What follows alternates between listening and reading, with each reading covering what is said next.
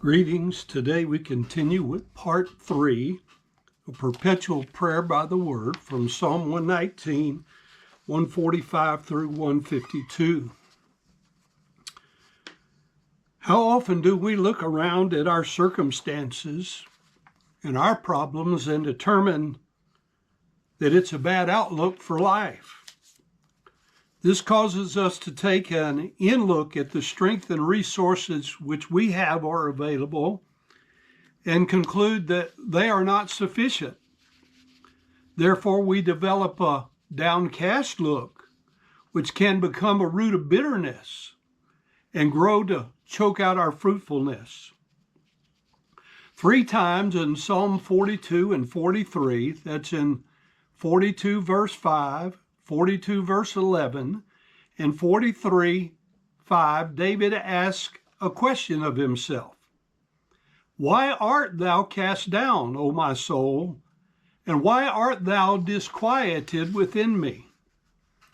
Sometimes we're forgetful of the fact that a good uplook can bring victory in any circumstance of life. Every time David gave himself the same answer to his question, hope thou in God, and in faith expresses that God would give him the victory in his present circumstance. I don't know about you, but I'm beginning to see a definite pattern here. Perpetual problems require perpetual prayers according to God's word for victorious living. David states that God's help would be the help and the health of his countenance. So Psalm 119 verse 148 says, my eyes prevent the night watches, that I may meditate in thy word. This is the 6th and final use of the word eyes in Psalm 119. The word prevent, or we use the word precede today, is exactly the same as it was in the previous verse. The night watches refer to a watch which was a portion of the night in which one remained vigilant while others slept. The Jewish people used a lunar calendar in equal measures of 12 hours of day and night. They divided both day and night into 3 watches of 4 hours each. The Romans subsequently required 4 watches of 3 hours each.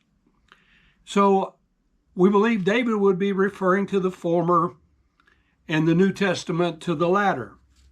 In the 63rd Psalm, in verse 6, he says, when I remember thee upon my bed and meditate on thee in the night watches.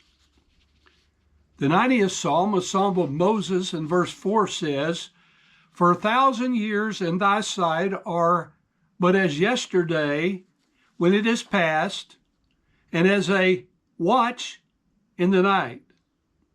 So 1/3 of the night would be the 1/6 of an entire day.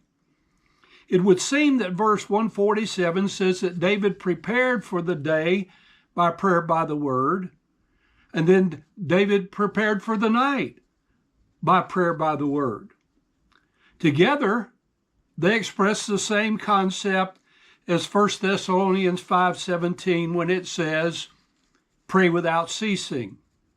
And as Jesus said in Luke 18:1, men ought always to pray and not to faint.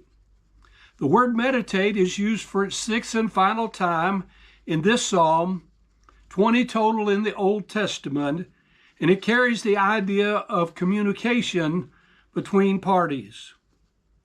1 Chronicles 16:9 says, sing unto him, sing songs unto him, talk ye of all his wondrous works.